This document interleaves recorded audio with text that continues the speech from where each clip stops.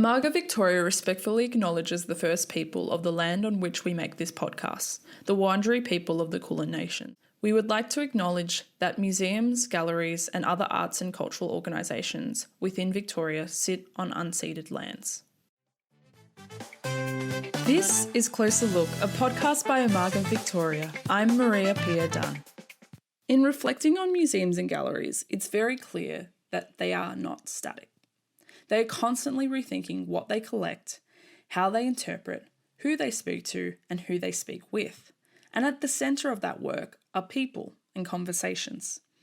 That's why this podcast will be shifting. Moving forward, this will become a purely interview-based series. No narration, no heavy framing, just direct conversations with the people working within and alongside these institutions. Because the most meaningful way to understand what's happening across the sector is to hear in their own words from those doing the work. This approach takes us closer to the heart of why museums and galleries do what they do, why certain stories are told and others reconsidered, why institutions are being challenged to evolve, and how they respond in real time. Today's episode is a great example of that shift. We're speaking with Dr Breann Fallon and Ariella Markman, the collaborators behind The Space Between, a workplace training program developed by the Melbourne Holocaust Museum. It focuses on the dynamics between people, on communication, reflection, and the complexities that shape how institutions function from the inside out. In this conversation, we explore how the program came to be. We also talk about the challenges of embedding this work and why making space for uncertainty, discomfort, and learning is critical right now. Hi, my name's Ariella Markman. Everybody calls me Ari, and I work at the Melbourne Holocaust Museum as a Special Projects Manager. Hi, my name is Dr Breann Fallon, and I have the great honour of being the CEO of the remarkable Melbourne Holocaust Museum. So this project has been 2.5 years in the making. We received funding from the Multicultural Affairs portfolio to try and create some sort of program that would enhance social cohesion in Victoria. And we have been talking to as many people as possible, working with our partners together at Monash University, and we have come up with a program called The Space Between. And this is a workplace program, which I'm sure we'll talk about more during the podcast, that really tries to come at diversity and inclusion education from a place where we really stopped and thought, what makes us special as a museum, and what means that we can do this as a museum in a way that is unique and different. So Ari Markman, the lead on the project, and has been spearheading it for a number of years. The work, as Bree has identified, started some years back. And the grant is a 3-year grant. And what we decided from the get-go was that it was really important to listen. And we spent a year, that first year of the project, as the listening piece, where, as Bree has mentioned, we talked to all sorts of different stakeholders across all sorts of different industries to try to get a sense about what we could put in place as a museum that would maximise the impact. And the aim of the project is to try to address social cohesion and try to enhance social cohesion, and to address the upsurge that we've seen in anti-Semitism, particularly in Victoria, over the last few years. And one of the main themes that we heard from stakeholders over that first year was do something that centres the human, do something that involves storytelling, and do something that's museumy. Make it creative, make it innovative, make it out of the box. We took all of the sort of themes and the learning that we got from that first year, and we came up with this idea of featuring 6 Jewish-based Melbourne people, and people who had a story to tell, people who were relatable and interesting and very human in their approach.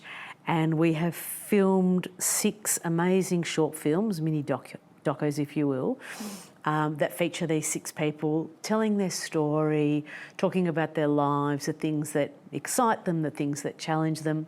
And those films sit as the centrepiece to this workplace program.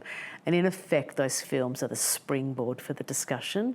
And the ultimate aim really of the workplace program is to try to enhance feelings of humanity, curiosity, warmth and understanding, and to try to create a safe environment for people to have dialogue across difference without trying to win or resolve the difference, just to be able to sit in a space and reflect on other people's experiences and just have a little bit of a glimpse into a perspective that another person might hold. And if that is to generate perhaps any discomfort or any tension, to be able to sit in that space and hold that tension and hold that discomfort. Yeah, I think that the program is really, we talk about it as the space between, and it really is encouraging people to do the things that no one likes to do, which is stand in the grey zone, stand in the nuance, stand literally in the space between what makes you and I different, and stand in there and figure out, how do we have a discussion that's not about winning, it's about unravelling. And I think also we've all been to some sort of training that feels like a tick box, or you're secretly sitting on your laptop doing your emails in the background, and us leaning into what makes us special as a museum, especially at the Holocaust Museum. It is storytelling, it is those human stories. It is experiences where you're able to sit across from another human and really have a deep discussion. And so the docos have been filmed in a way that they're immersive, so visitors can watch them, or participants can watch them through a VR headset. If you're like me and get vertigo, you could also watch them not in a VR headset. But we really wanted this to be an experience where it was going to be impactful, it was going to be immersive. It was what the audience was calling for. It was not what we thought the audience needed. It was really listening to them. And in that way, it's about, Ari puts it so well, it's not about walking away and necessarily having a fundamentally completely changed worldview. It's about creating the conditions for behavioural change, or creating the conditions for attitudinal change.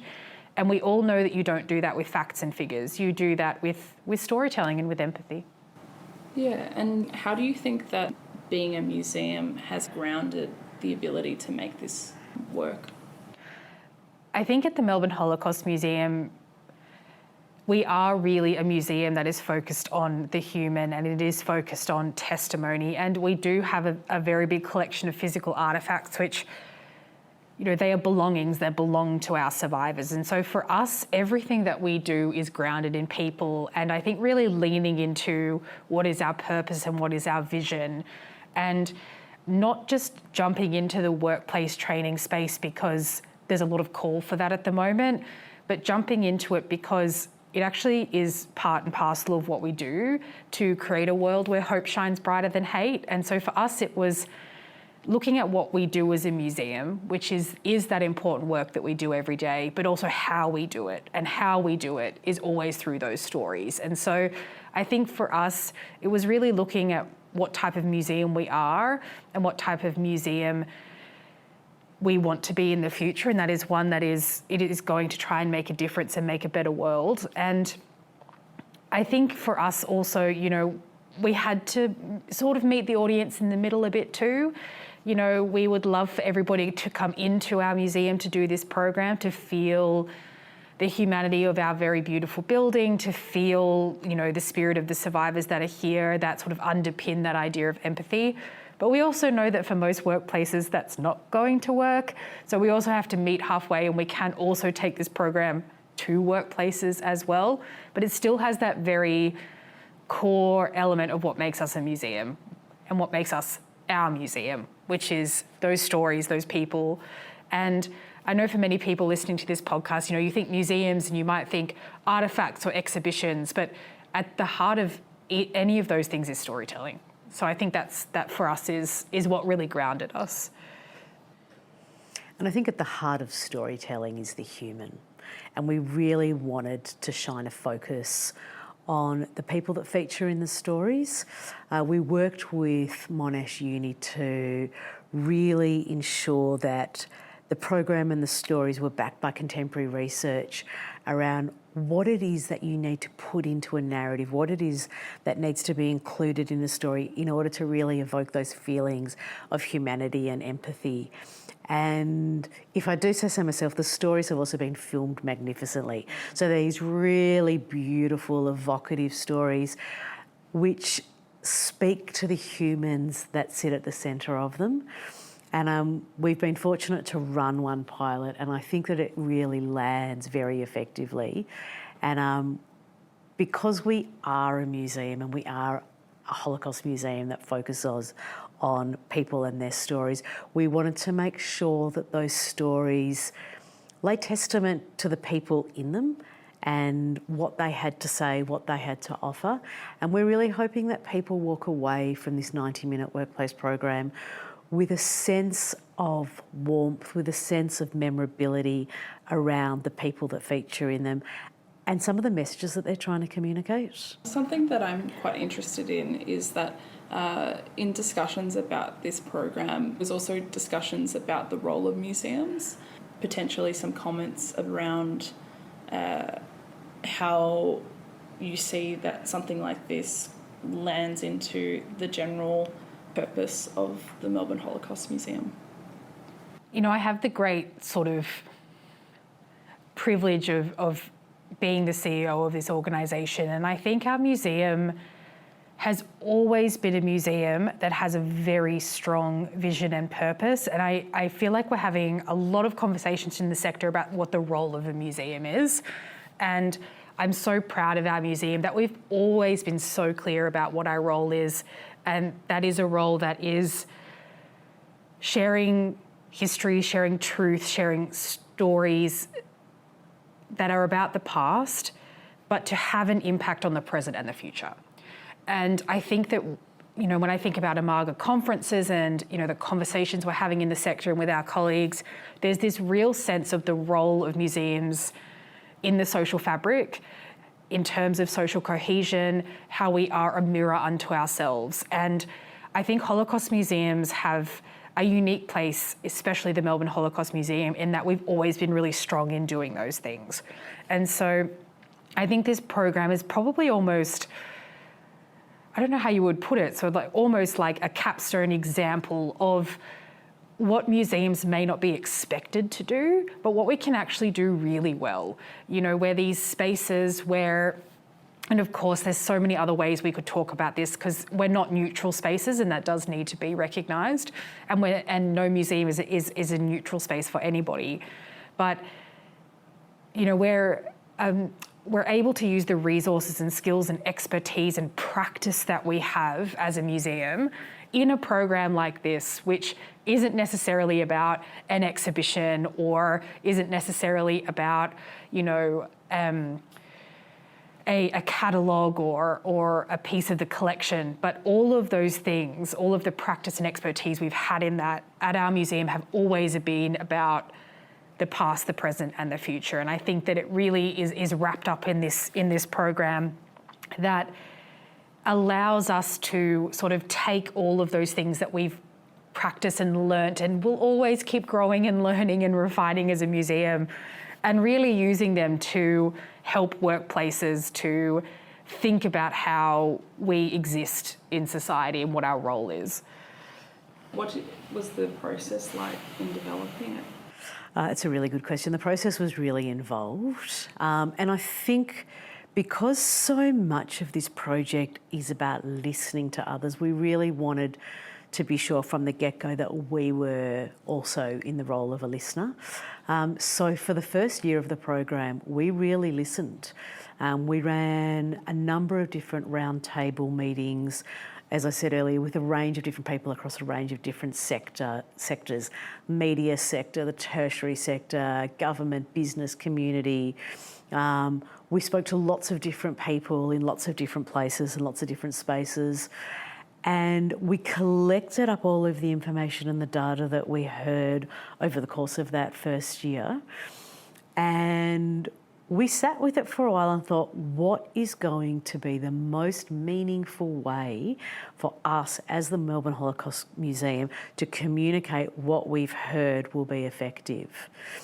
And we decided, as Bree has mentioned, that story is the most powerful way to communicate a message. And again, you know, the research that we heard around narrative storytelling was so compelling that if you're looking to create the conditions for attitudinal change, story is the way to go. And I'm not quite sure how we landed on let's make 6 films about 6 interesting Melbourne-based Jews, But once we got to that place, there was a lot of focus on making sure that we covered a range of different types of people so that we were able to be inclusive around different people and their experiences. We worked with a Melbourne-based filmmaker. Each participant who featured in the filmmaking stories, they selected 2 locations that were meaningful for them. And we filmed the interview in those 12 locations. And as I said earlier, Monash Uni helped us formulate some of the questions that were featured in the interviews. We got to know the people in the films a little bit beforehand so we could really establish a rapport. So when it came time to the filming, they felt sufficiently comfortable to share their challenges, some of their life experiences with us, because what we heard from the research is the thing that really fosters feelings of empathy and understanding are where people share moral dilemmas they might be grappling with, life complexity, challenges. And each person in the films really speaks to some of the sort of, the heart of the issues that they're experiencing in their day-to-day lives. And then once we had the films, it was then about creating an actual workplace program that met what we understood to be the needs of people out there in the community based on what we'd heard in that first year from the respective people that we spoke to. And once we got to the title of The Space Between, where understanding begins, things started to fall into place because we'd spent so much time talking about there is this space between people and this space between views. And that space can be a space for dialogue and reflection and discussion and even really healthy, respectful debate. And once we came to that point where we thought, this is not about winning a debate or about trying to make somebody else, shift across to my view, the space opened up for us. And that then allowed us to fill that space with a rough framework for a facilitated dialogue about how difference might manifest in the workplace, how it feels to hear different views, experiences that people might have had where they've been engaged in conversation that was difficult, things that help them open up to a space of understanding, even if they didn't agree with the principles of the view that they might have been, that it might have been expressed. And I think that it has been its own evolving process at our end where we've also had to be really open to what does happen in that space between when there is a little bit of complexity and there is a little bit of uncertainty, and can you just sit in that space and wait to see what comes up? And I think that where we've landed is somewhere where hopefully people will feel sufficiently comfortable and sufficiently safe to be able to engage in what is sometimes complicated dialogue across difference. I think the thing I would also say, and you asked what the process was.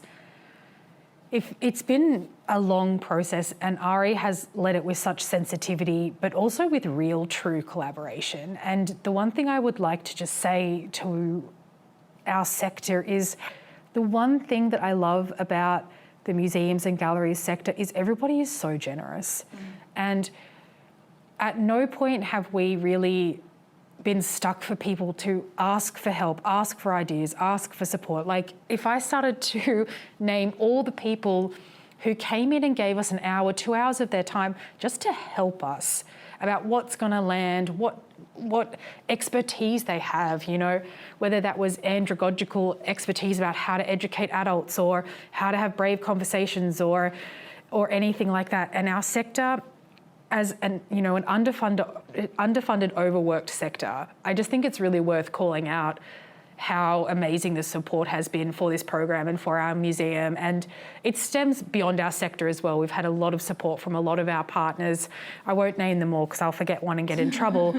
But that's what I think has been so, it sounds a bit sort of bizarre to say, but the creation of this program was kind of a perfect microcosm of what we want the program to actually be, which is we had a lot of open, difficult conversations. There was a lot of caring frankness.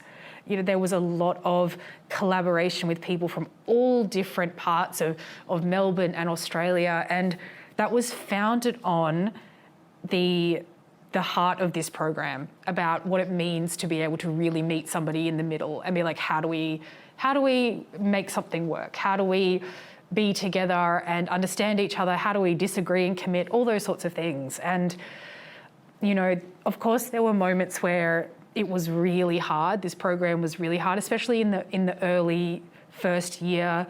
You know, there was a lot of pushback about the program, and that has changed a lot. But when I think about the journey that we've come on, it has created something that I think is really robust. But I think you can also feel the heart and soul of all the people that have helped. And from the get-go, we've really talked about it being a project of hearts and minds. And it feels like the generosity of spirit that we've received from so many different people and organisations has really met us in that middle space. And it's been, while there have been complexities like there always is, it's actually been a really special project to be a part of, because we have felt that people have met us in that hearts and minds space in a way that I didn't necessarily anticipate at the beginning, but it's been illuminating, it's been reassuring, it's been encouraging, and it's also been really exciting, despite the fact that content has the potential to feel hard or heavy. It's never really felt like that. It's always felt like people have been so open and receptive and willing, and it's been quite a gratifying experience to be involved in. Although we're talking about a lot of the benefits and like the collaboration, was there any tension with partnerships? I mean, there are always challenges in every single project. I think, as we said, in the sort of initial year, you know, it was very raw to be talking about social cohesion and anti-Semitism in that first year, and a lot of workplaces were sort of, or round table participants rather, or partners sort of were unsure where, you know, their organisation might land in terms of their social cohesion policy and how much they could help, and, you know, people were being pulled in a million directions.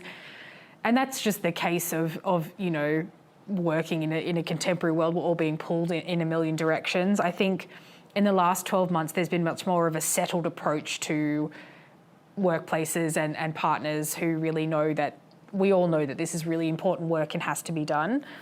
I think one of the big challenges, which I think probably is something that we all experience, is sometimes there's this urgency to get deliverables out, you know, from ourselves, from, you know, different stakeholders. And we were really lucky that we were supported by government to have that year of listening and to really have that year of figuring out what the audience needed, not just pushing onto them what we thought they wanted.